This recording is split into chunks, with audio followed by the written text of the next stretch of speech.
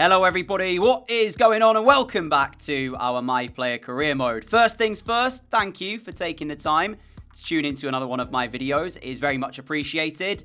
I hope you are all doing fantastic. Today, we bring you the European Championships. But before we jump into them, a quick look at our squad here at Dortmund. I forgot to show you the appearances, goals, assists, all of that good stuff. So if you want to take a look at any player in particular, just pause the video wherever you guys want to and you can see how well each player has done this season.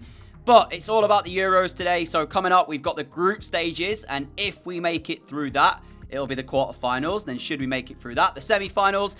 However, if we do reach the final today, we will not be playing the final in today's episode. So just to let you guys know that. The group stage, in case you missed it, we've got Finland, Slovenia and Germany all in our group. And we start the action with our first match up against Finland here. Looking to start with a win. You know, we're expected to get through this group, probably with Germany, I'd say.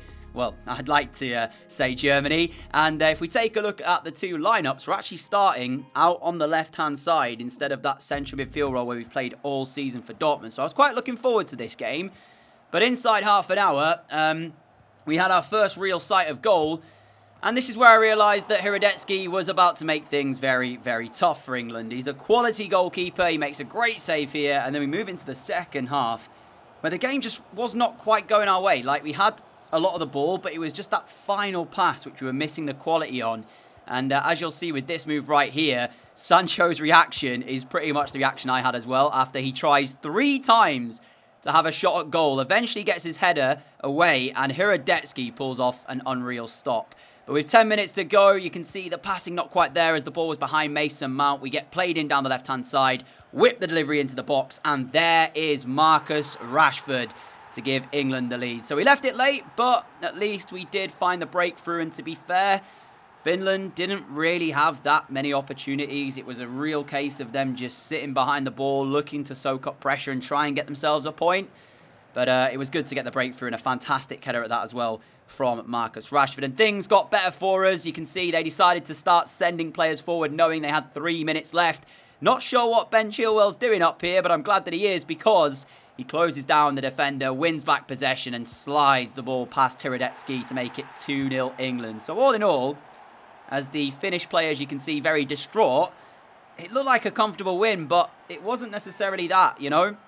We had the type of game where we just didn't really quite hit the heights in terms of our performance. But a win is a win, and that's what we take from the game. The England fans very happy with that. And as we take a look at the player ratings as well, this is the formation we finished on. Ben Chilwell was at right midfield, or right wing, as a left back. So Southgate, I'm not sure what you're doing, mate, but you might want to rethink your player positionings.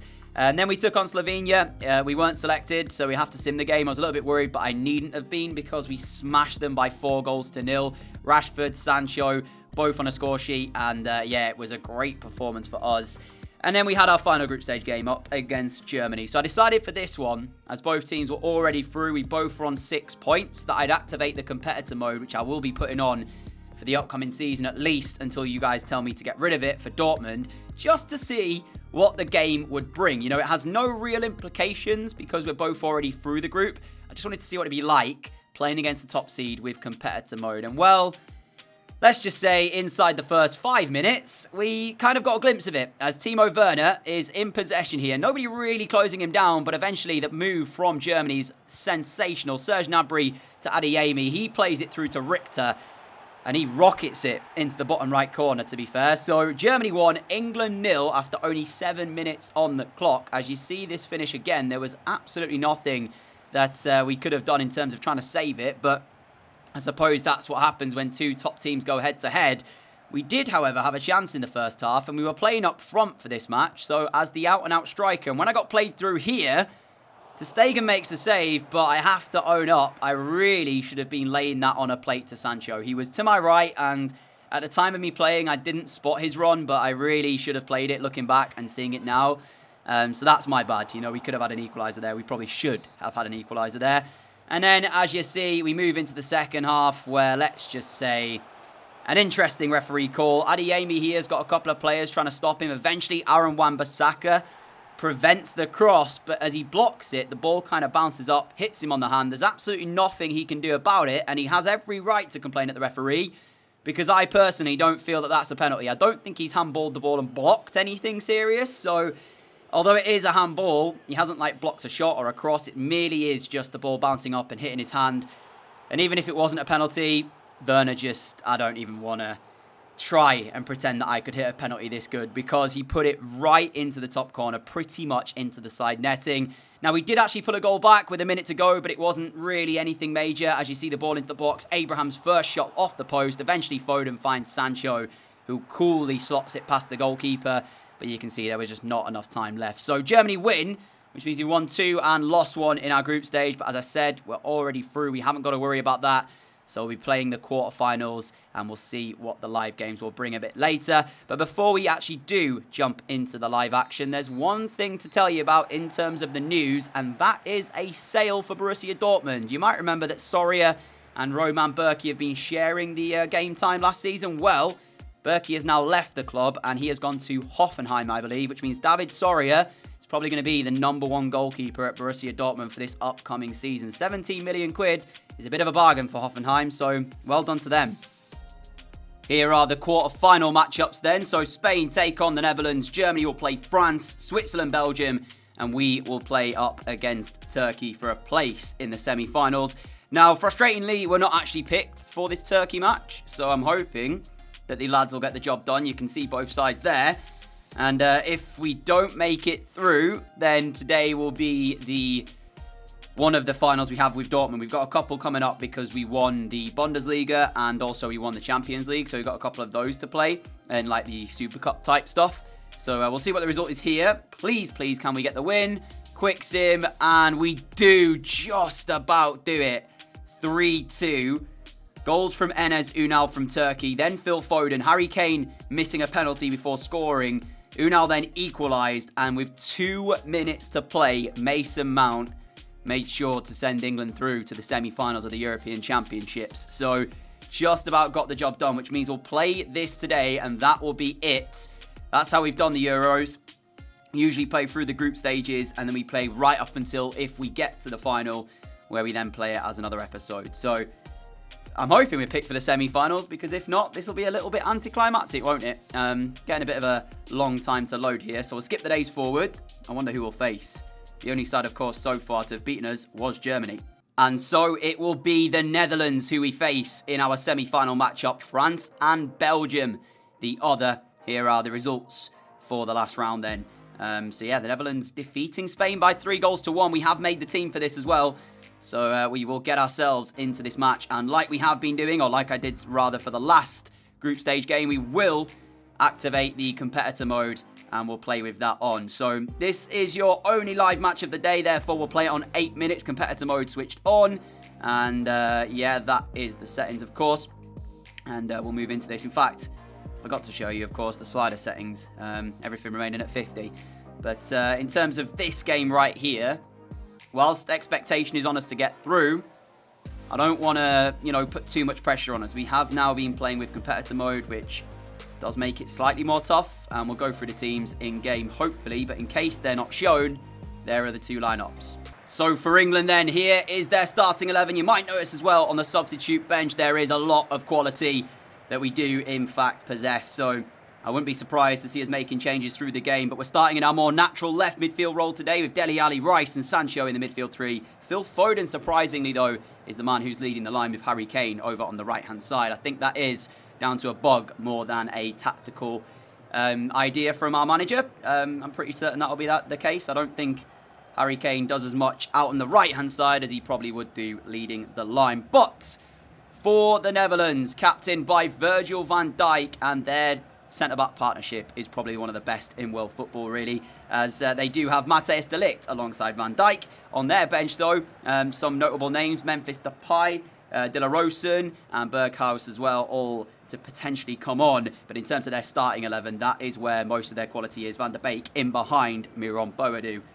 And so far, fairly quiet in the first 12 or so minutes. But here is Phil Foden finding the ball out to the left-hand side. We've got Chilwell making an overlapping run, which we'll now use. And Chilwell Just looking to hold up the play a little bit and slow it down. We've got Dele to our right. Here is Dele Alli. He finds Foden. This is brilliant from England. Is there an end product though? No, because I've pulled it back to the wrong area. Sancho made the move.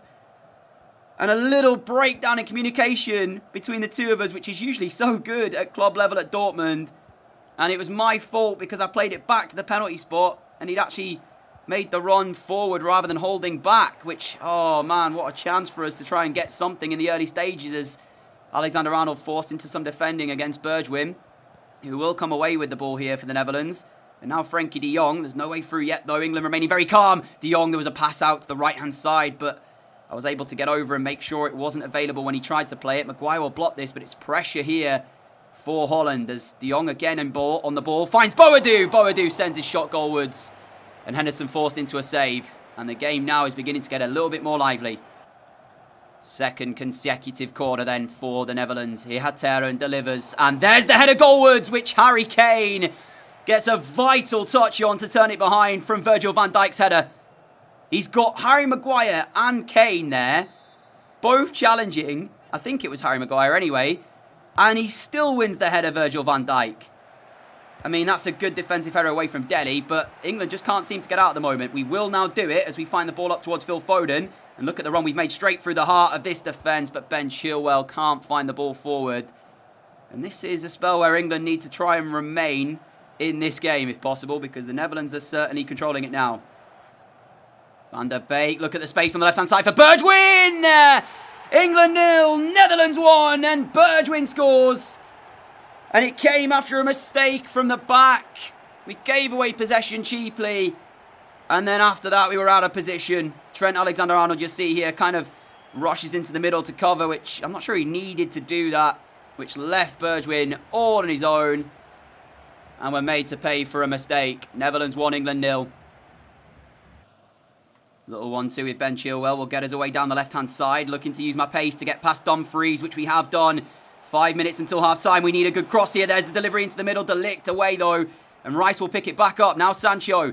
England really needs something back before half-time. Rice's ball into our feet. We've got Dele to our left. And Chilwell as well. Here is Chilwell now. Can he find the ball back into the middle? Ben Chilwell, though, slows it right down. And that allows Netherlands the time to get back behind the ball. Sancho through to Foden. His shot was blocked. Ref, penalty. Virgil van Dijk's been penalised for a handball. And I'm not sure. We saw one of these in the group stages against Germany, didn't we? I'm not sure if it does actually hit Virgil van Dijk's hand. But if he uses it to control the ball, I mean, there'll be questions. But I don't think England will care if they score. Harry Kane takes responsibility then. And we need this to go in. The series has not had the greatest of penalties. Oh, no. Why are we so bad at penalties in this series? Every team I play for. I mean, I'm not sure why Henderson is sending that in the air towards Phil Foden, who is never going to win it against Van Dijk or De Ligt. We need to make some changes, Southgate, because right now, Foden's not offering much up front as the lone striker. And Harry Kane's doing nothing on the right-hand side either, other than missing a penalty, as Van der Beek does well. And he finds the ball into the middle, which Boadu does shoot goalwards. Luckily for us, we're able to block it. But I am not even sure if we've touched the ball in the last 10-15 minutes. Netherlands just holding on to possession rather easily. Here is Rice, now to Foden. Look at the run straight through the middle. Phil Foden finds it. And this is the first time that we've been able to get through. But out comes Bijlow. And he saves the Netherlands from an equalising goal for England. The touch was just a little bit too heavy in front of me. And at that point, I had to commit myself to trying to chip the goalkeeper. He was on the weaker right side as well. So I wasn't sure. But it's the first time, really, we've looked like getting in behind this defence. So we need to try and do more of that. Sancho up to Foden. We see again, though. This time he does win the header. Now Dele Alli out to this left-hand side where we're making a run. Chilwell is with us as well. We'll just look to turn back into the middle, see if we can find Foden. Here he is. Foden trying to play it out wide. He holds on to this against De Ligt. And now to Sancho, which they've got men behind the ball again. Jadon Sancho, though, plays us. And now Chilwell. England still going forward, but this time Chilwell just gives it away cheaply. And that's really a waste. Time is really not on our side right now, and Boadu is just allowed to do whatever he wants. Well, that's going to be it then. Game, set and match. Nobody closes down Miron Boadu. He picks an easy ball out to Donny van der Beek. And it's 2-0. I don't know what to say. I really don't. Boadu has just got all the time in the world in the middle there. He's just dummying, delaying, doing what he wants. I don't even want to see the replay. Harry Kane goes off. First real change for England then. And it's too late, to be honest. I don't think there's any way we come back in this. We have not looked like the better side. And to be fair, the Netherlands are probably deserving of the lead they currently hold. Great run here from Marcus Rashford. And there's the ball down the line to him.